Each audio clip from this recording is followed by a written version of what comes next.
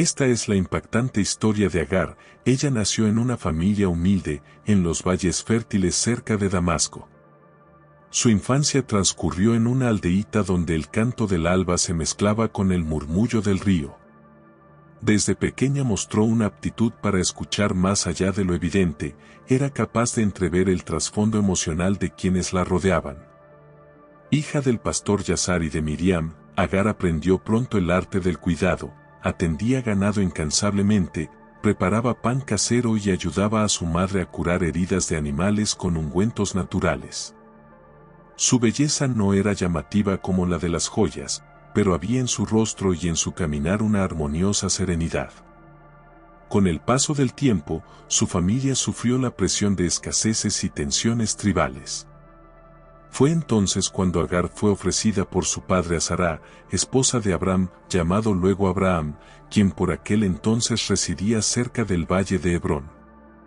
No era costumbre, pero la tradición permitía a la matriarca encargar una sierva para que le diera hijos si ella misma no podía concebir.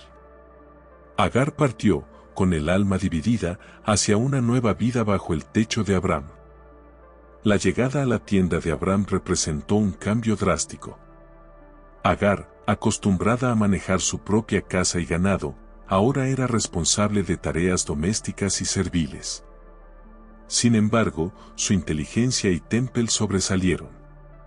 Pronto ganó la confianza de Abraham y, aunque la relación era jerárquica, entre ambos hubo una mirada de reconocimiento mutuo. Abraham admiraba su franqueza y Agar agradecía su trato respetuoso. Por su parte, Sará vivía la amargura de no haber dado un heredero. Vio en Agar una salida para su esterilidad, un medio para cumplir la promesa divina, ser madre de una gran nación. Con deseos encontrados, culpa, esperanza, frustración, Sará animó el plan. Agar, quizás sin comprender aún las implicaciones, accedió. Agar concibió casi de inmediato. El embarazo le dio una nueva forma de autoridad dentro de la casa, ahora era portadora de la esperanza de Abraham y Sará. Sin embargo, el orgullo comenzó a despertarse. Agar se sentía poderosa ante la certeza de que ella traería al mundo el primer hijo de Abraham. Esa seguridad sembró una tensión creciente con Sará. Sará, viendo a Agar erguida y segura, se sintió desplazada.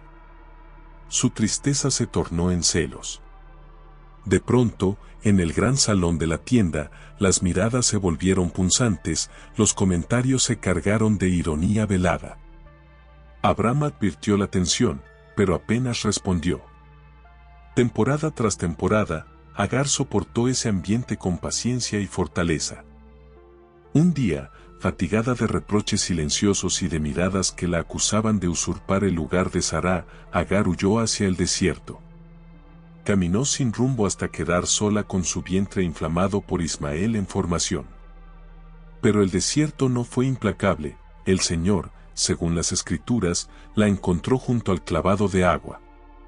Un ángel se apareció y le aseguró que su hijo sería poderoso, sería hombre libre, un asno salvaje, viviendo en contradicción con todos pero con multitud de descendientes. Sus palabras, profundas y esperanzadoras, devolvieron a Agar el aliento. Regresó entonces a la tienda, con el deber de cumplir su rol, pero ya transformada por la revelación que había recibido. El niño nació en primavera. Agar lo llamó Ismael, Dios oye, porque el Señor había escuchado su aflicción y su voz. La casa de Abraham se llenó de asombro y júbilo.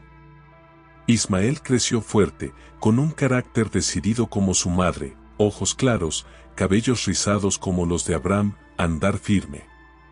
Sará, aunque herida, trató de asumir el rol generoso, ahora que el niño existía ya. Abraham sintió el primer hálito de orgullo paternal. Pero con el correr de los años, la responsabilidad comenzó a pesar. ¿Quién heredaría la promesa divina si Abraham ya era anciano y Ismael, de madre sirvienta, estaba fuera de la línea de su esposa? Ismael creció en las llanuras donde las cabras vagaban libres y los pastores contaban historias junto al fuego. Desde niño, su curiosidad fue inmensa. Quería saber por qué su madre le decía que su nacimiento había sido anunciado por un ángel y por qué Sara lo miraba con una mezcla de tristeza y distancia. Agar, con paciencia, le contaba cada noche el relato del pozo en el desierto, del ángel que le prometió que él sería el padre de naciones. Le repetía, tú eres Ismael, el escuchado por Dios. Pero a medida que Ismael crecía, también lo hacía la tensión. Abraham, aunque amaba a su hijo, cada vez estaba más preocupado por la promesa divina. ¿Sería Ismael el heredero de su pacto con el Altísimo? La pregunta lo atormentaba. Sara, por su parte, no lograba encontrar consuelo. Ismael era fuerte, vivaz, y parecía recordar cada día que ella no era su madre. Un día, cuando Abraham tenía casi 100 años, una nueva promesa descendió del cielo: Sara daría a luz, contra toda lógica, contra toda biología. El embarazo llegó como un milagro, y con él la esperanza de que Isaac, el hijo legítimo, nacido de la esposa, fuera el heredero. Esto cambió el curso de todo. Cuando nació Isaac, el ambiente en la tienda se transformó. Abraham reía más que nunca. Sara caminaba con orgullo entre los siervos, acariciando al niño con una devoción que rayaba en lo sagrado. Ismael, que ya tenía alrededor de 14 años, miraba todo desde la distancia. A veces se acercaba con la intención de jugar con el pequeño, y en más de una ocasión lo cargó con ternura. Pero a ojos de Sara, esa cercanía era peligrosa. Sara fue tajante.